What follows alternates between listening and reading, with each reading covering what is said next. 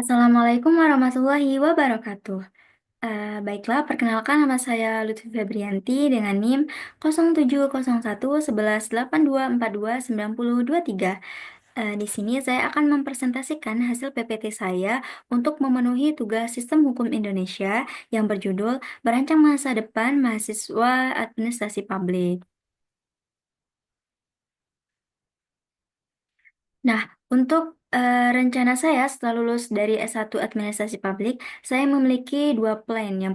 Plan A, saya ingin menjadi PNS atau pegawai negeri sipil, khususnya di Bapeda atau Badan Perencanaan Pembangunan Daerah di Kabupaten Musi Banyuasin.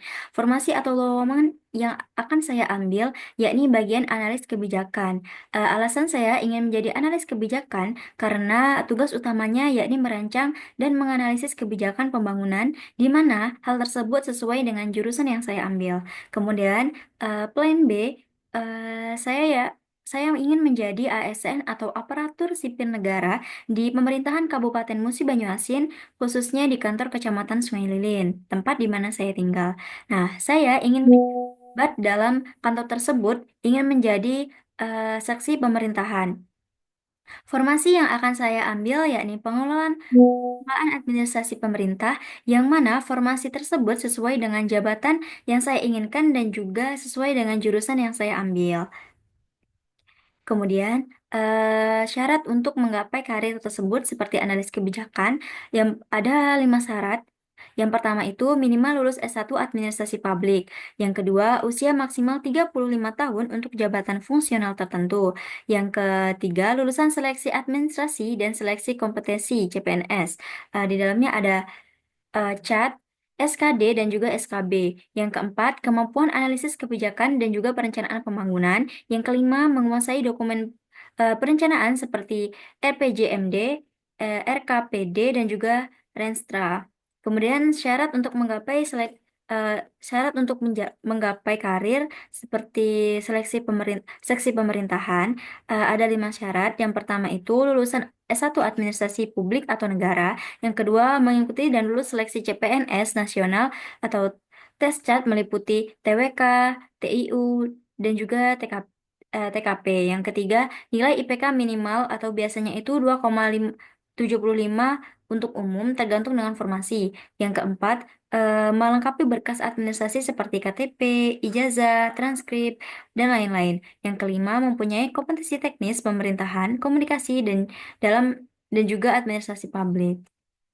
Kemudian kemudian ada analis SWOT diri. Yang pertama, strength atau kekuatan. Eh, saya ketahui bahwa saya ini memiliki latar belakang pendidikan yang sesuai dengan bidang, yakni administrasi publik, yang menjadi dasar kuat dalam memahami berbagai aspek tata kelola dan pelayanan publik. Saya terbiasa bekerja dalam tim serta senang bertukar pikiran dengan teman untuk mencapai tujuan bersama. Sebagai pribadi yang disiplin dan juga pekerja keras, saya selalu berusaha untuk memberikan hasil terbaik dalam setiap tanggung jawab yang saya emban. Saya juga dikenal dengan sosok yang ramah sehingga mudah beradaptasi dan juga menjalin hubungan kerja yang harmonis. Yang kedua, weakness atau kelemahan. Saya menyadari bahwa saya ini masih minim pengalaman kerja formal dan belum sepenuhnya terbiasa dalam menghadapi dinamika birokrasi di lapangan.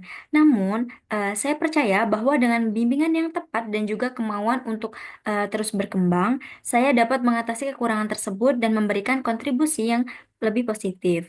Yang selanjutnya ada opportunity atau peluang.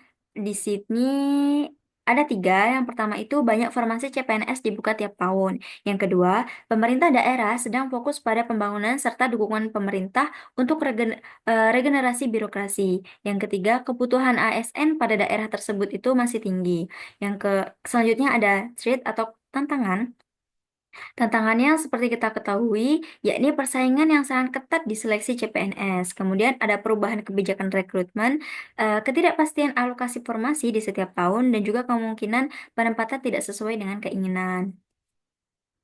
Nah, adapun tahapan atau target yang akan saya yang sudah saya susun, ya Pertama, dalam jangka pendek atau 1 tahun, saya menargetkan untuk menyelesaikan studi S1 dengan IPK tinggi sebagai bentuk komitmen terhadap pencapaian akademik yang maksimal. Selain itu, saya juga akan aktif mengikuti berbagai pelatihan, seminar, serta magang di instansi publik guna untuk menambah wawasan dan juga pengalaman praktis di bidang administrasi publik. Sebagai bagian dari perencanaan karir, saya juga akan secara intensif mempersiapkan diri saya untuk menghadapi seleksi CPNS.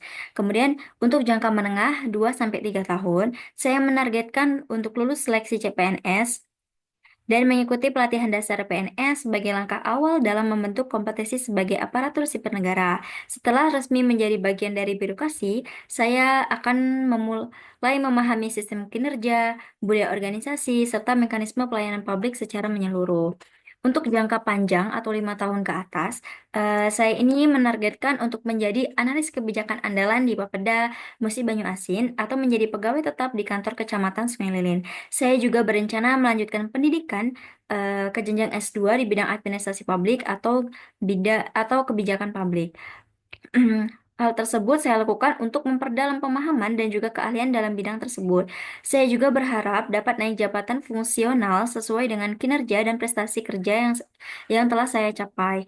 Yang kemudian ada